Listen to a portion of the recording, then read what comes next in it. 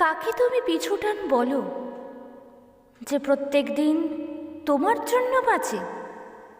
যে দিনের শেষে তোমার জন্য প্রার্থনা করে, যে একলা রাতে খোলা আকাশের কাছে আত্মসমর্পণ করে, যে গান শোনে না সেই ভয়ে